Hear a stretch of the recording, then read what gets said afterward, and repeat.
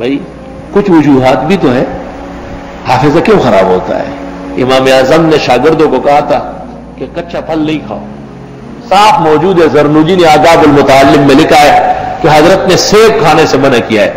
انگریز نے کہا ہے کہ جو ہے ایک دن ایک سیب روز کھائے تو وہ ڈاکٹر دور ہوگا، غلط بکواس کیا ہے اسے۔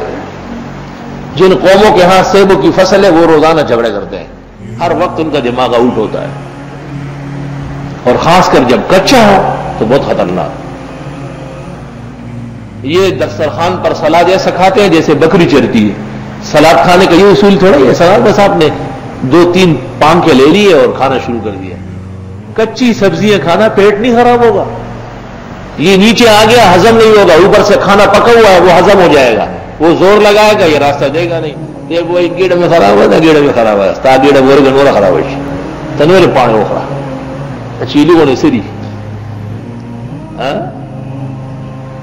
معشوم گیڑا خراب ہے، شو جڑے گئے سو پہ پوی دلنا اور میں دیدہ میں دیگی دیدہ میں دیگی نو آگا شانی ہو معشومی ورطا بلو گا تو چاگا خبری صفاق ہو لے ناغرانو خبری وورے دے نورتوئی لڈا بدو دیدہ چندی جو جی دے گا لگا بدو خوڑا سے گیڑے نکو گی دے گا نا دو مرہ اللہ خورے ہر کام کنٹرول سے، کھانا بھی مختصر وقت پر ضرورت کے مطابق، اس سے حافظہ قوی رہے گا۔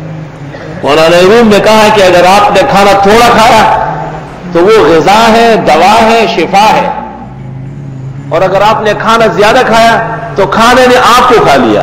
خورت نہ رنجور را رنجور تر وہاں کے معمورست را معمور تر، سب چیزوں کا خیال رکھنا پڑے گا۔ ترمذی شریف میں ہے کہ جو لوگ جس جگہ وضو کرتے ہیں وہاں پیشاب کرتے ہیں، یا جس جگہ پیشاب کرتے ہیں وہاں وضو کرتے ہیں، یعنی اٹیچ باتھ روم استعمال کرتے ہیں، ان کا حافظہ خراب ہوگا دنیا میں، اور آخرت کے اندر ان کو پہلے سزا عذاب قبر کی ملے گی۔ اس کے خلاف کیوں کر رہے آپ؟ فقہاء نے لکھا ہے بیت الخلاء جاتے وقت جس پگڑی اور ٹوپی کے ساتھ عبادت ہو رہی اس کو رکھ لے، ایک اور چھوٹی سی ٹوپی لے، معمولی سا کپڑے لے سر پہ رکھے، کیونکہ اس کے آنے جانے سے اندیشہ ہے کہ غلاظت کے آثار اور ہوا ہو۔